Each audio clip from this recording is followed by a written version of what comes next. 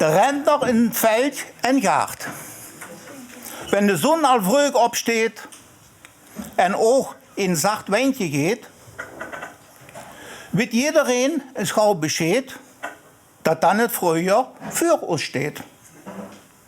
In der Welt trekken de Boeren, bitter gesteht, al an zijn Luren. Auf der Jagd sich al graven leert. De Norber heeft ja al gezeerd. Gret, dem is het al aan popperen, geht in de Jagd bij Frens en schnupperen. Heeft dan der Frens nog niks gedaan, kan Gret ook rustig hevig worden.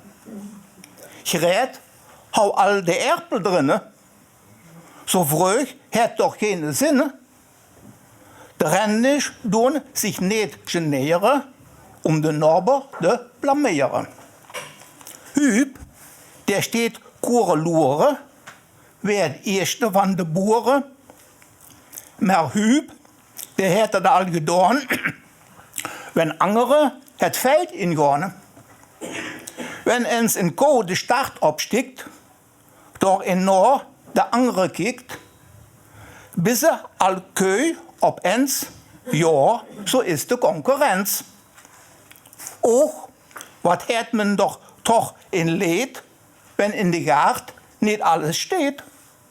De bonen kan ik ganz vergeten, ik heb daar de muis opgevreten. De slaat, die schien mich ook verkoud. Der seht, der war al jaren oud. De vleur, die vreten an de Plante. Mit Spritze kriegt man de Verkante. Jeder wit het dure Fleur und Lüs en ook het Tenger de Morlemuis.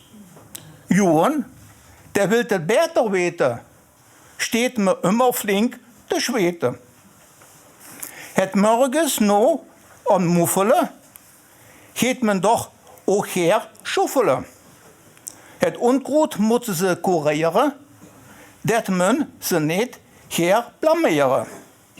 Is de jacht in orde dan, ruikt men rondom alle man, kijkt eens wie daar alles steht, koste wel het voele zweet.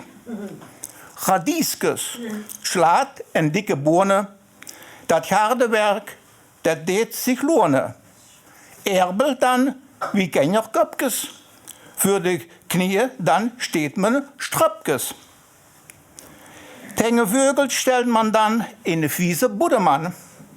Ist dann alles goed gedaan, kan man rustig slopen gaan. Dat is van Jozef Gooyen.